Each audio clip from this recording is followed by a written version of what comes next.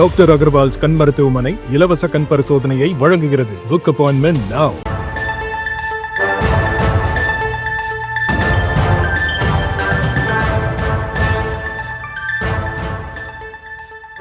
அண்மை செய்திகளை பார்த்து வருகிறோம்.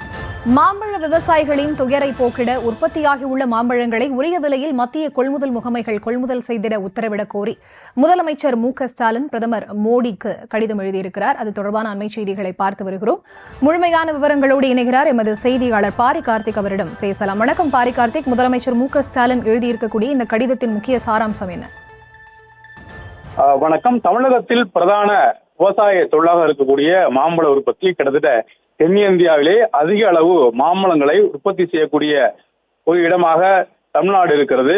எனவே அதன் அடிப்படையில் இந்த வருடம் மாம்பழத்திற்கு போதுமான விளைச்சலுக்கான ரூபாய் கிடைக்காமல் விவசாயிகள் தொடர்ச்சியாக மிகுந்த வேதனைக்குள்ளாக ஒரு விஷயமாக இருக்கிறது.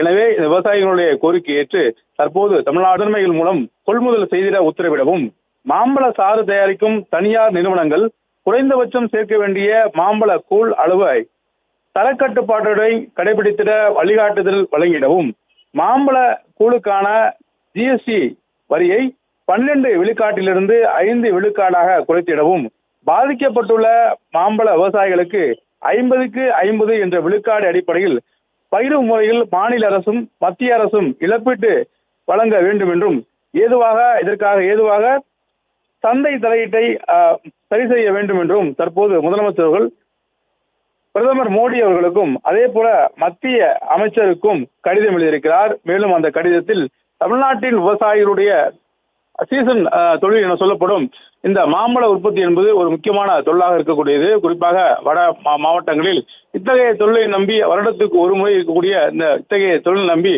பல்லாயிரக்கணக்கான ஏக்கர் பரப்பளவில் மாம்பழம் விவசாய சாகுபடி செய்வது வழக்கம். இன்றைக்கு அதற்கான சரியான நியாயமான விலை கிடைக்காமல் அவர்கள் தொழில் பாதிக்கப்படக்கூடிய சூழல்தான் தற்போது முதலமைச்சர் அவர்கள் பிரதமர் மோடிக்கும் விவசாயத்துறை அமைச்சருக்கும் கடிதம் எழுதியிருக்கிறார். விவரங்களை வழங்கியமைக்கு நன்றி பாரி கார்த்திக்.